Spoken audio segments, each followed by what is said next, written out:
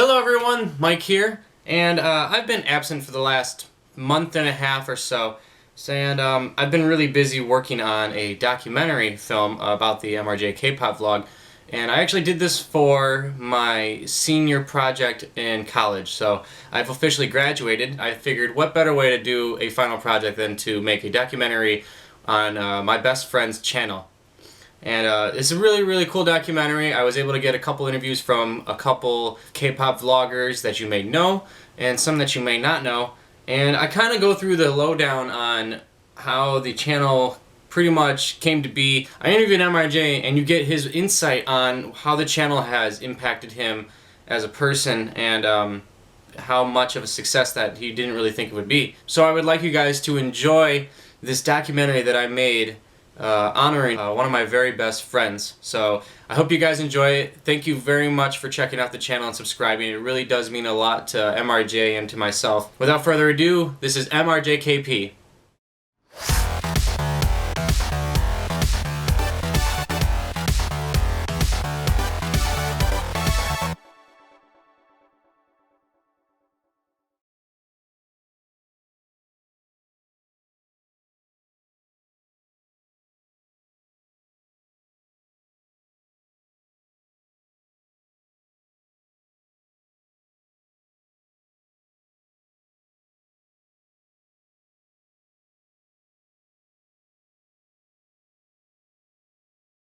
Hello everybody and welcome to the M.R.J.K.P vlog. Today we have a brand new video for you, and this time it is by Amber of FX with her solo debut, Shake That Brass. So let's get on their way.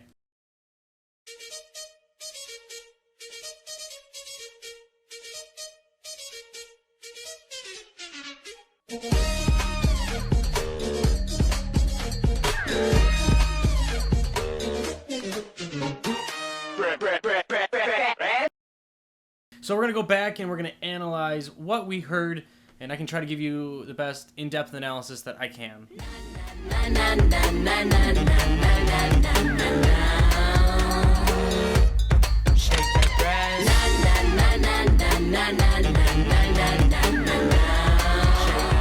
So how I got into K-pop was my friend was suggesting these groups from Korea, and he was saying, hey, you should check these out. I think you'll like what you hear, and I think you'll like what you see. Then I was going around YouTube, and I was just scrolling through random videos, and this one video caught my eye and my ear. It was by a group called Orange Caramel. I don't know what it was. It was probably the fact that it was a really colorful video, really catchy beat, and I just kept replaying the video because I was really fascinated by the overall picture of this song and the video. Korean pop really began in the 1990s with the formation of the idol group. One of the first pre-idol groups to really make a name for themselves was SOTAIGI and Boys with the song I Know. The sound this group was creating was a combination of American pop music, rap lyrics, and English lyrics. With the success of SOTAIGI and Boys, the first idol groups began to emerge. Groups such as H.O.T. and X became very popular and helped define K-pop in the 90s. In the 2000s, groups such as TVXQ and Super Junior came into prominence. The fashion was more eccentric, lavish, and dance choreography became a very important part of the genre. This trend continues in today's K-pop. There's a big fan base in the United States as well, but mainly online. Psy's Gangnam Style became a nationwide phenomenon, but there are other groups making airwaves as well. 21, Girls' Generation, Big Bang, and EXO are amongst the genre's most popular groups in the United States. What I like they did in the second verse here was they changed it up to keep it interesting and not so repetitive.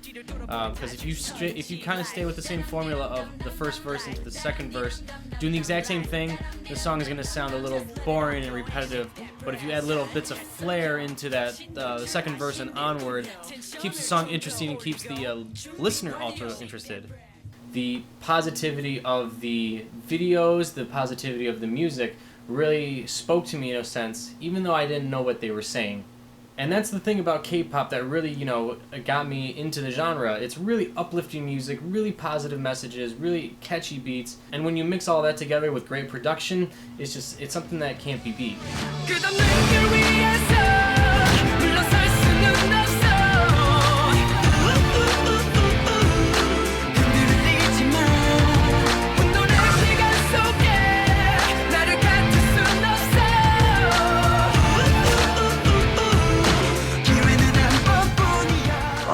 vlog about K-pop because it's just something, in my opinion, so unique. It's got a lot of genres in it. People would underestimate K-pop and say that it's just pop music. However, the amount of genres which are played around in K-pop, especially in most recent years, like it has like elements of hip hop, elements of dance music, a lot of strange genres, and like the actual performance itself, it is a performance. So like it's like dancing and like while singing on stage is something which you don't really see in the West.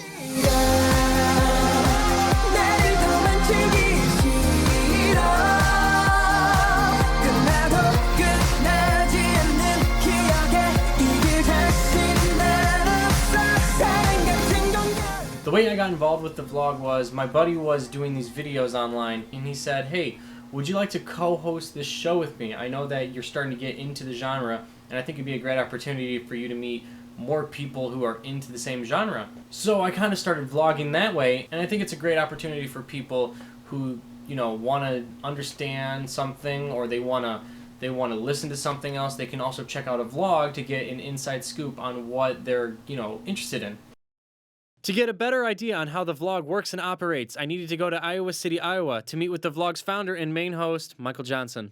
Back in 2009, I became a little bit bored with American pop music, just kind of hearing the same things over and over, and I went looking for other things, and I accidentally discovered a cell phone ad featuring 2 K-pop groups, and I really liked their sound, I liked the videos, but I had no idea who they were. YouTube suggested me some videos, and I was able to discover those K-pop groups, figure out what they were called, where they were from, and it kind of just went crazy from there. I really liked the sound, the focus on vocals and vocal harmony, fantastic songwriting and production, and I just really liked all the aspects about it. Not to mention the extremely complex choreography and the really cool looking, almost like cinematic music videos. And it's the kind of sound that I just hear in my head when I'm writing music, or the kind of thing my ear wants to hear. And even though I can't speak the language, I've picked up a few things here and there. So after I'd been listening to K-pop for a few years, I thought maybe I could help share it to American fans or English-speaking fans around the world. When I'm listening to music, I'm really analyzing it, and I just kind of geek out about it.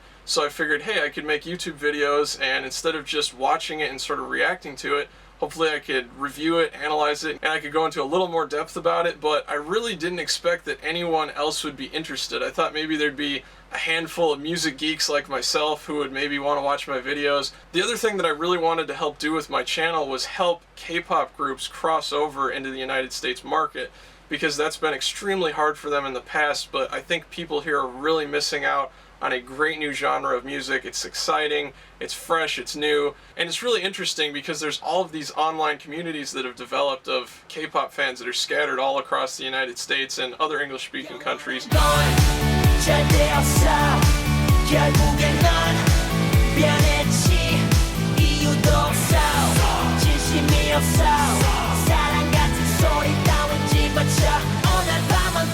They're mostly on either the MV itself, the music video, or it's like they touch up a little bit on the music, but mostly on the visuals. Mike, on the other hand, focuses way more on the music aspect itself, like everything about it.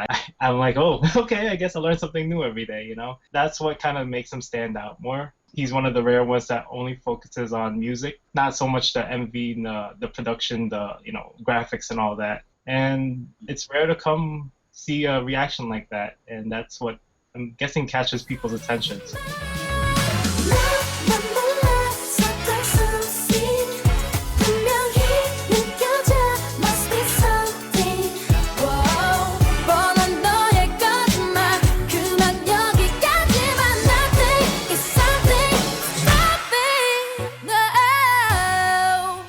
So it's interesting how these online communities have kind of developed. You know, there's a lot of web forums that are really great, lots of Facebook groups, a great YouTube community. But as far as mainstream radio play and cable TV music videos, K-pop really hasn't quite taken over here. But I do think K-pop has a huge potential to come over here and enter the mainstream. And I think once people hear it and know what it is, they're really going to like the sound of the music. So about June of last year, we really started focusing on the vlog, and we started getting a lot more views and subscribers, and it's actually gotten to the point where some people in the K-pop industry have noticed our channel and reached out to us. I was approached by the editor of Idology.kr, which is a really great Korean language music review site that deals with a lot of K-pop. He actually discovered my videos on YouTube and wanted me to write little mini reviews for his weblog.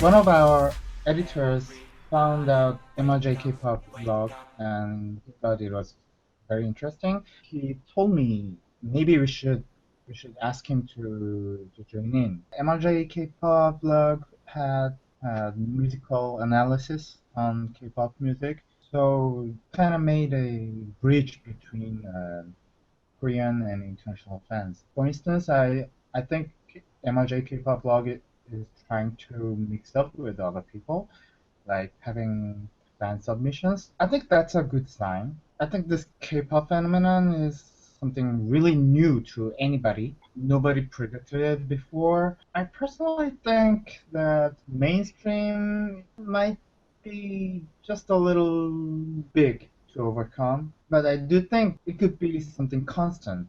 And so it started out that way, and we got to know each other, and we were working together on his blog, and eventually we decided to start doing joint interviews, which was an amazing opportunity, and we recently got to interview a K-pop group called Mamamoo. This is Mamamoo, and you're watching M.R.J.K.Pop blog. 반갑습니다. 안녕. Hey piano man, 춤을 추는 너의 손짓이 더 piano man, 떠나지 않은 그 몸짓이 난 뭐랄까 지금 이곳에서 너랑 나랑 둘만 남을래 이렇게. A couple K-pop artists have reached out to me on Twitter just because of my videos, and I've been able to talk to them directly, which is pretty amazing. And sometimes I'm actually a little bit harsh on the criticism if there's something about the song or the production that I'm not really fond of. I talk about it, and to think that the artists are actually looking at it can be a little bit intimidating, but it really shows how cool the online community is and how much they actually care about international fans.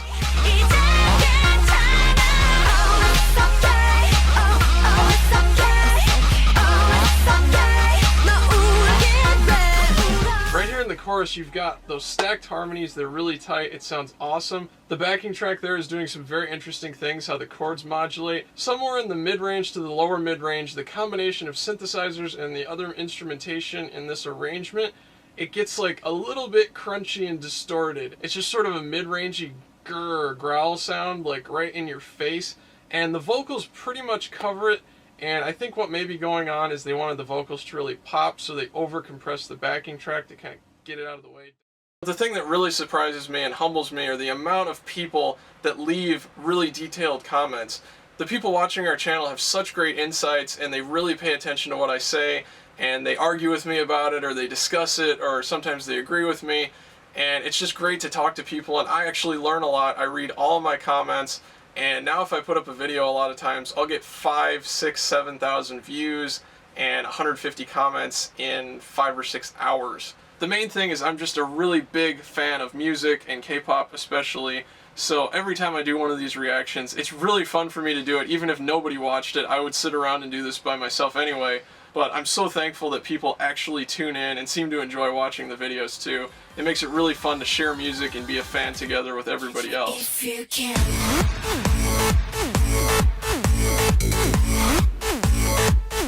Catch me if you can.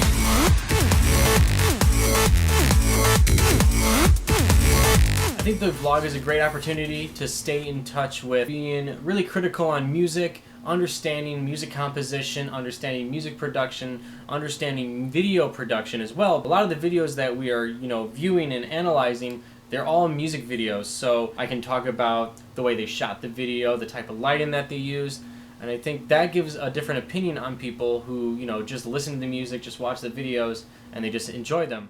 Because Michael has a musical background, he can analyze the song in that way. When I've seen his reviews, and he talks about the actual beat of the song, the lyrics, of more the kind of different layers the song has, which a lot of people can't do because they're too busy screaming over their idols. That's why I respect you guys doing longer videos. I found I kept watching them because I wanted to hear the kind of much more the musical analysis and the different layers of the song and why you thought it was a good or bad song, not just because you're of your opinion, but because from a musical standpoint. And that's why I say makes you guys different. That's why I think you guys have much more subscribers. Also because you have 2 people on the channel, I think that helps a lot because you're putting up more content on the channel because you have 2 people to do something. Thank you very much, guys, for checking out this video.